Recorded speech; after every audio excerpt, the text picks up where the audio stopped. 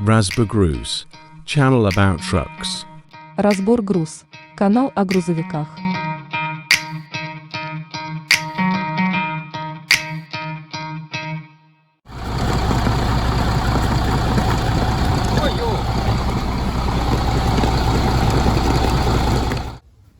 Друзья, всем привет! В этом выпуске у нас вот такой вот МАН. Двигатель Сапунит. ТГС 26440. Сейчас будем проверять.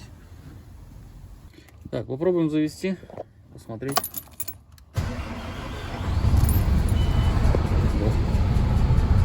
Чпыхает.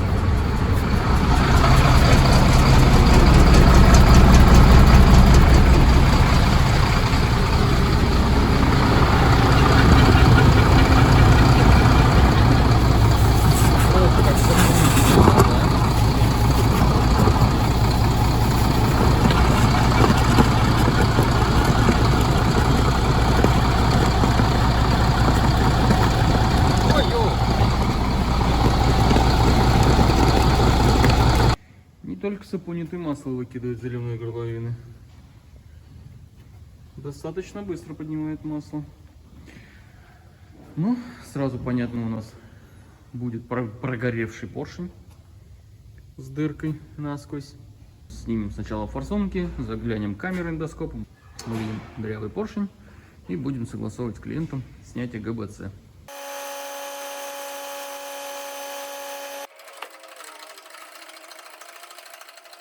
Подняли мы кабину.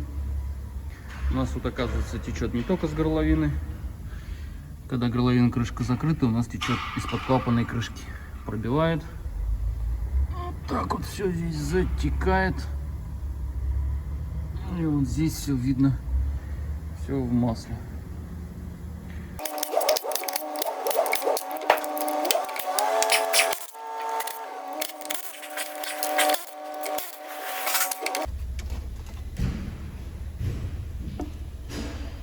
Вот здесь выдавила прокладку. Из-под нее текло. Откручиваем топливные трубки.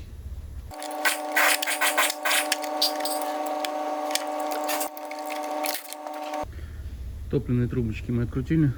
Теперь переходим наверх. Снимаем клапанную крышку.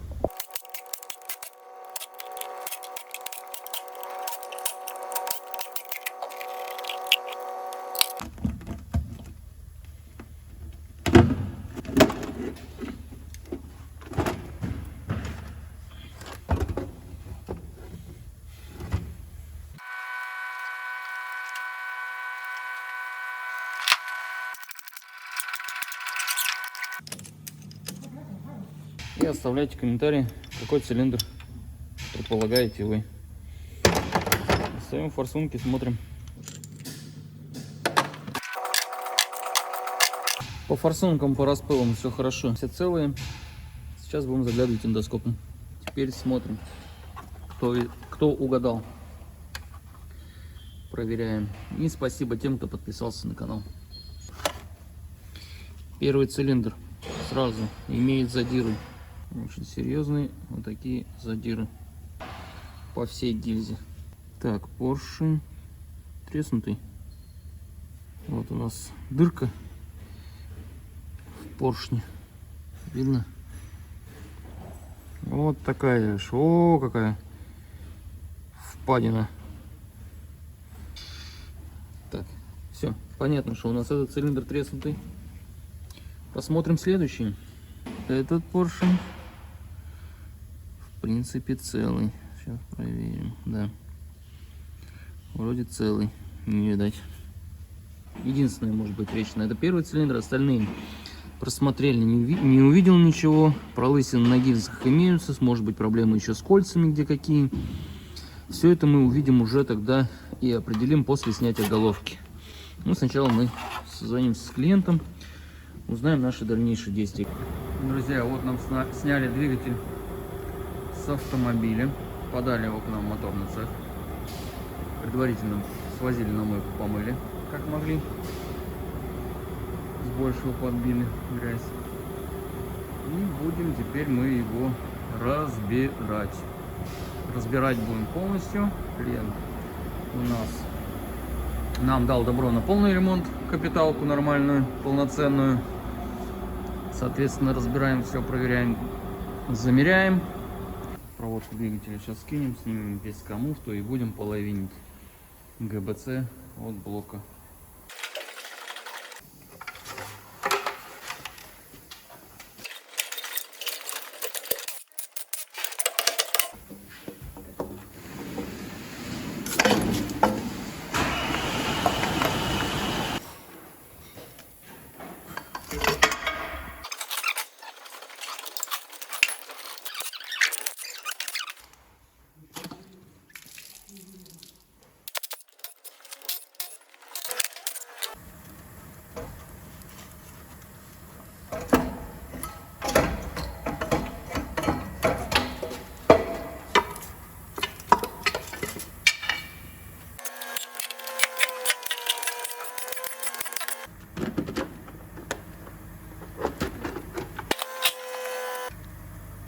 Жгут проводов весь уже сыпется, осыпается.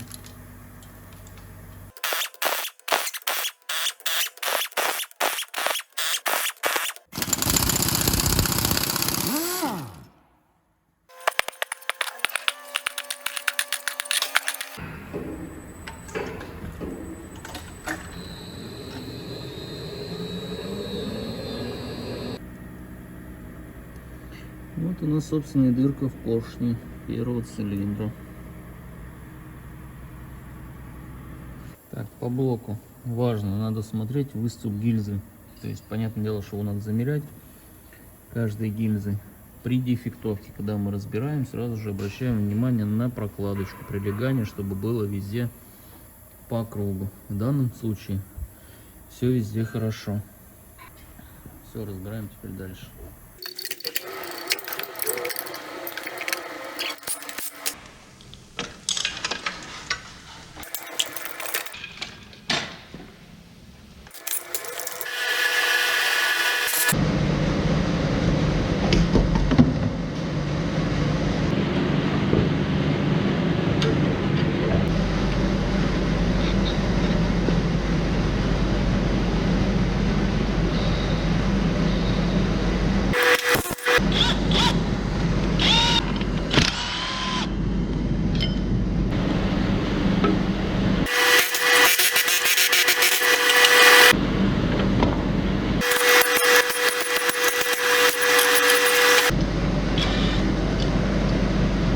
Еще одна частая проблема данных двигателей — кавитация этого корпуса помпы, разрушение корпуса помпы.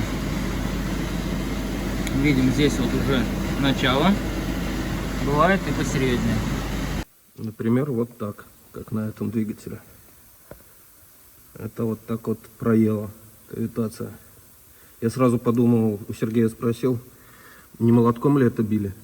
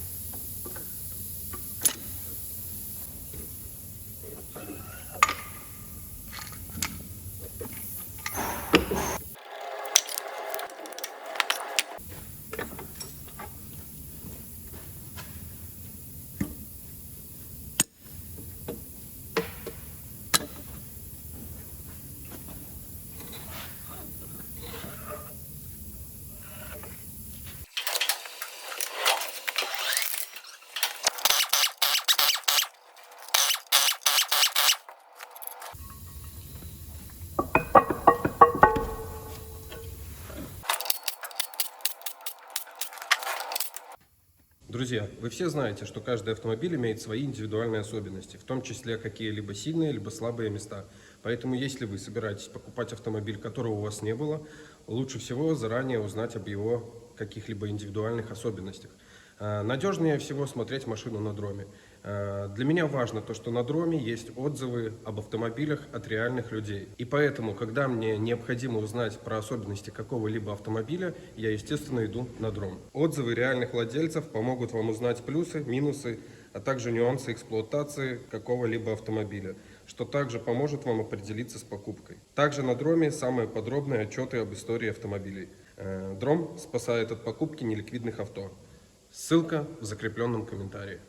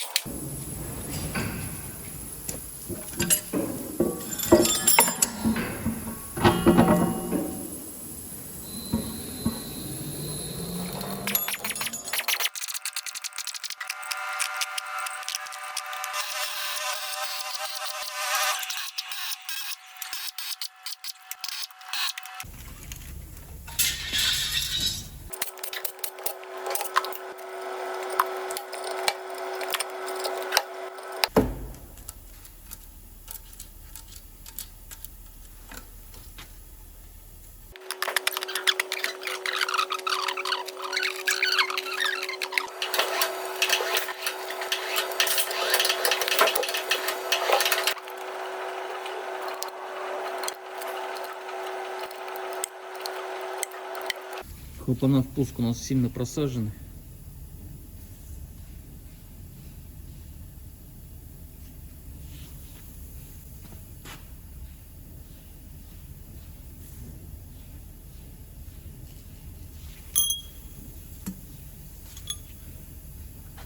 Выпускные прогоревшие. Так, головку мы рассухарили. Вот такие вот у нас седла. Вот так вот они выглядят. Впускные. Достаем их. Так, друзья, разобрали мы двигатель. Начали готовить запчасти к сборке. Промерили коленвал. Коленвал у нас в стандарте, в хороших размерах. Моем, подготавливаем все. Также мы промерили блок. Выступ гильзы промерили. Все хорошо. Также промерили посадочное под вкладышками коренные коленвала. Вот эти все запчасти у нас идут под замену. Корпус помпы, помпа, маховик, гильзы, кольца и так далее. И два поршня. Один поршень прогоревший, один с трещиной. Пришли нам новые запчасти. Часть запчастей везет клиент, часть запчастей мы будем приступать к сборке. Распаковали мы гильзы, приготовили их, смазали специальной смазочкой, которая идет у нас в комплекте. Тут мы установили резиночки, также их смазали. Устанавливаем гильзы на свои места.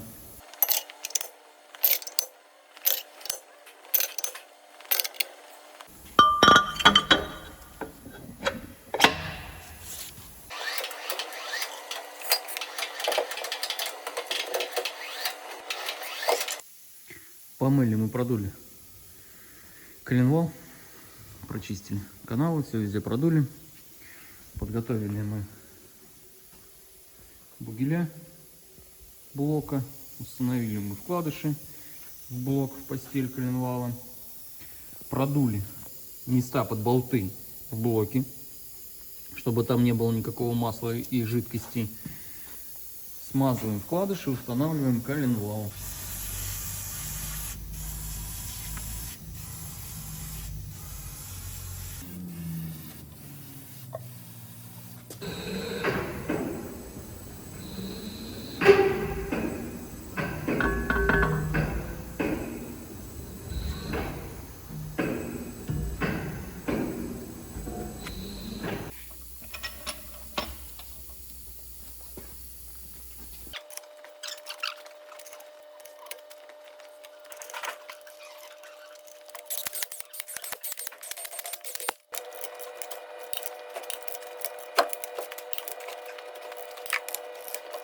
Затянули мы коленвал 300 ньютон-метров.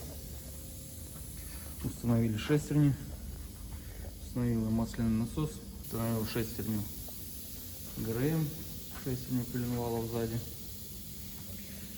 Подготовил кожух. Нанесли герметик. Устанавливаем.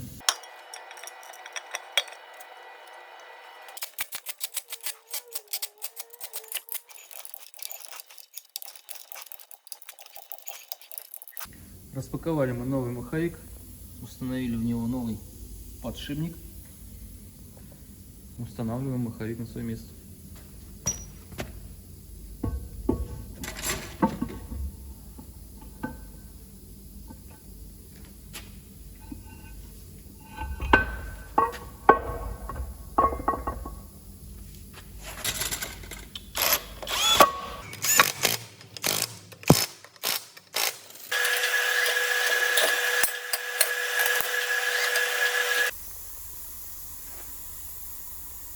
Ну вот, друзья, мы поставили двигатель в таком положении на кожух маховика.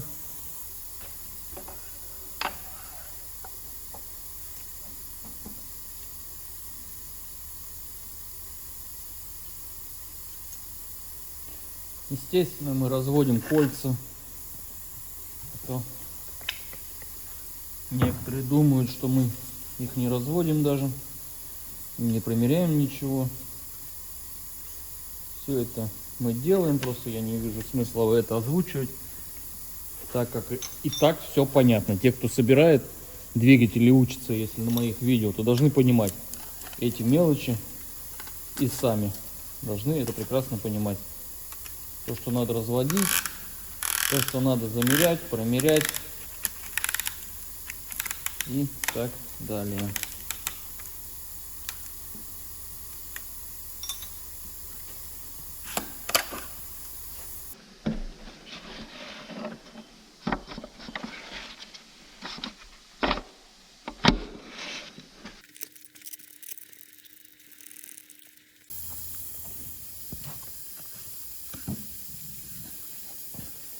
Гильзы и кольца смазываем маслом по старинке. Длинная со стороны топливной системы.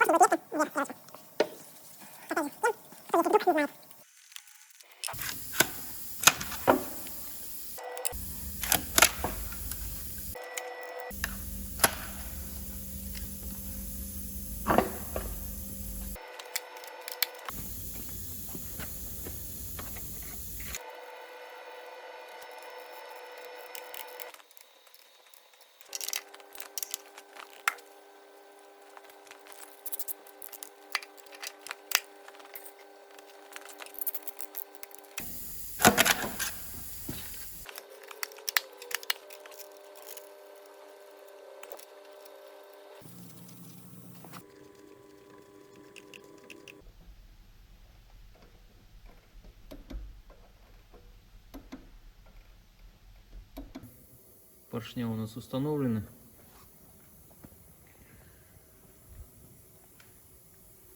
Шатуны затянуты. Установила я также масляные форсуночки.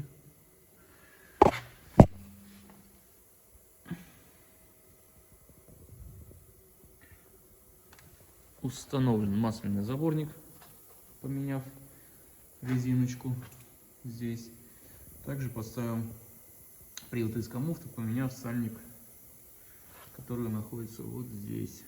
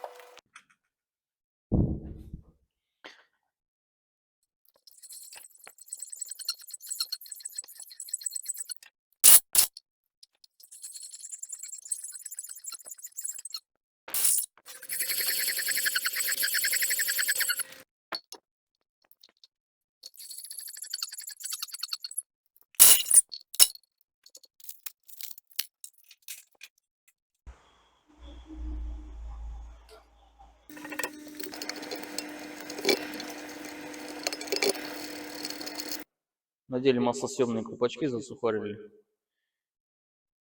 пружины, установили коллектор.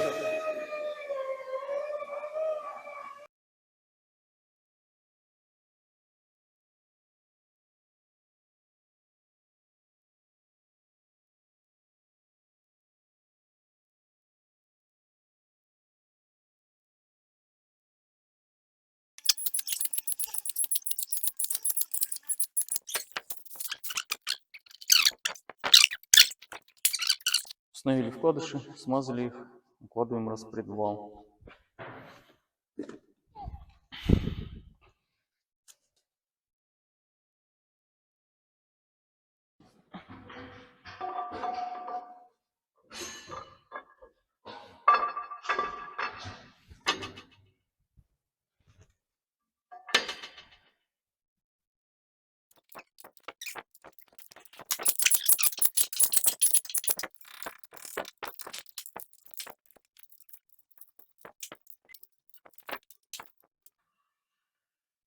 Так, коромысло, мостики, все мы установили. Естественно, перед установкой распредвала мы выставили метку ОТ. Вот так вот она. Видно сейчас. Вот здесь вот меточка ОТ. Также выставили меточку распредвала. Вот таким вот образом. И теперь регулируем клапана. Так, друзья, у нас форсунки установлены, клапана отрегулированы. Устанавливаем клапанную крышечку.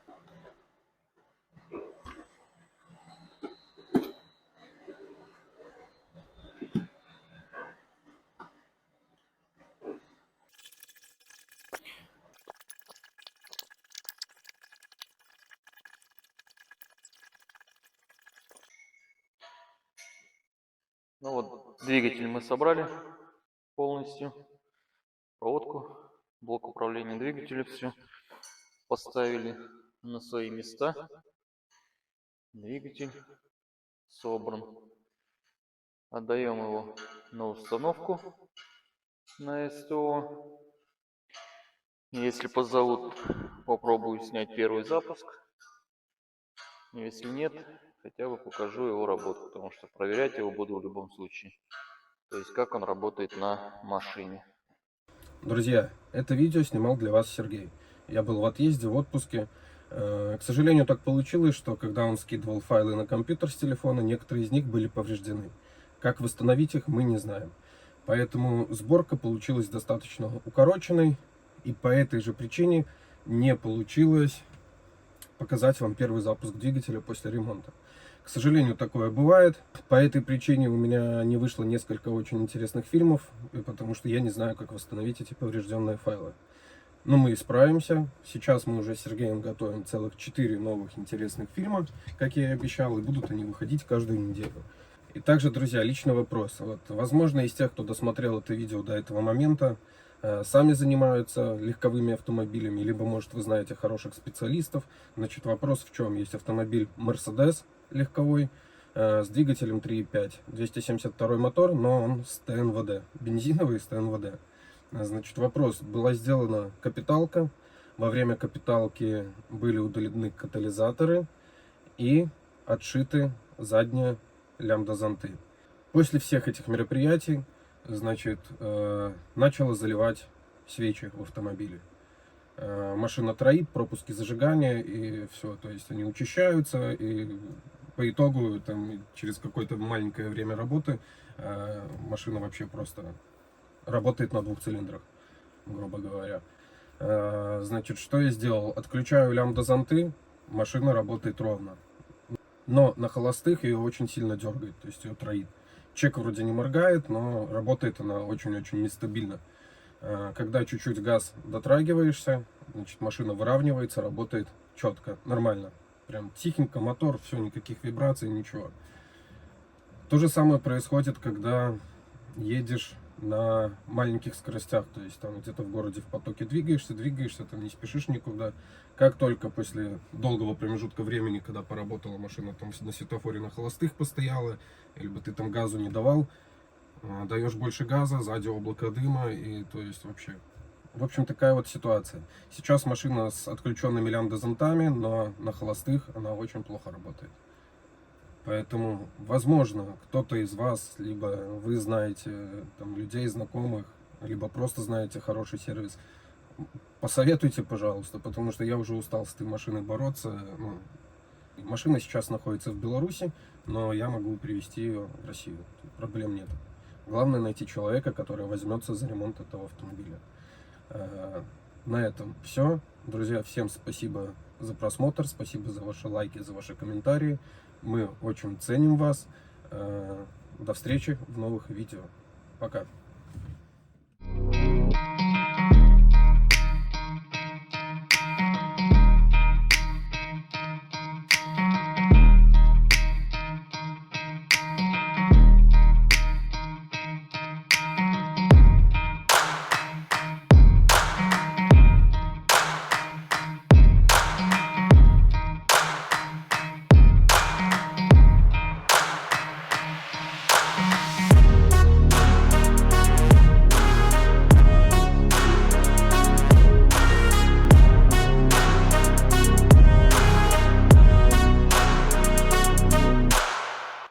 Razborgruз, channel about trucks.